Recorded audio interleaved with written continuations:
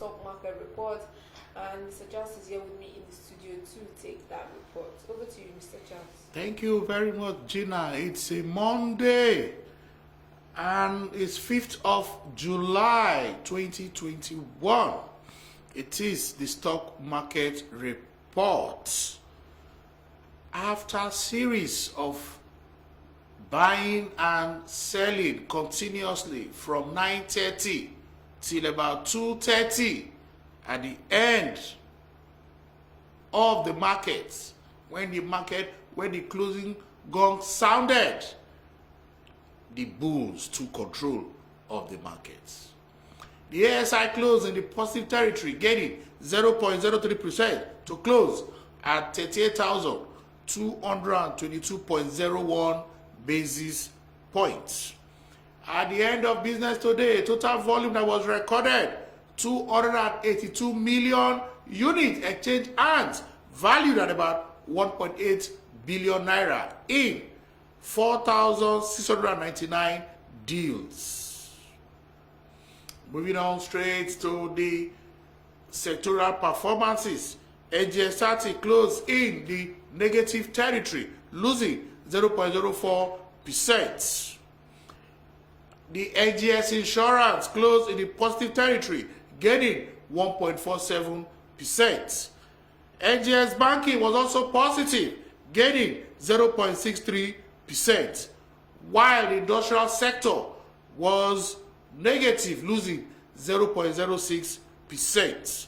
The oil and gas sector was also positive, gaining 0.51%, while the consumer goods sector was negative, losing 0.39%. Moving on straight to the gainers. Topping that chart is QTix, which added 10% to close at 3 naira 30 kobo. Closely following QTix is NCR, adding 9.69% to close at 2 naira 49 kobo. We also have Regency Insurance, which gained 9.52% to close at 46 kobo. Following Regency Insurance is UAC Property, which gained 9.30% to close at 94 kobo. We also have Wapik gaining 9.26% to close at 59 kobo. Other gainers on that chart, we have the likes of Zenith Bank, Access Bank, and of course UBA. They made the gainers chart. Moving on straight to the decliners. Topping that chart is Restarex, as Resta, which lost 9.81% to close at 3 naira 31 kobo. We also have the transporter, ABC Transport, losing 8.11% to close at 34 kobo. We also have the Police Microfinance Bank on that chart, losing 6.98% to close at 1 naira 60 kobo.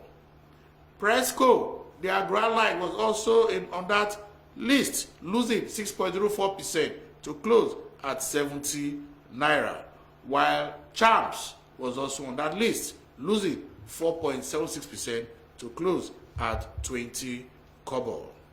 In the news today, derivative contracts have been approved by SEC for the NGX, and most of the contracts that were approved were stock futures of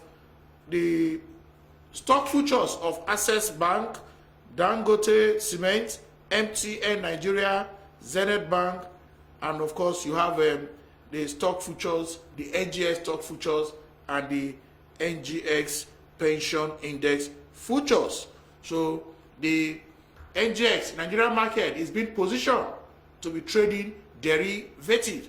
In our investors education series, maybe not today, we will begin to talk about derivative, because our investors or investors generally need to understand what is the derivative market, how can they trade in that market, how can they profit from that market, and how they can use these new products that has been introduced to diversify their portfolio, at the same time mitigate the risks in their portfolio.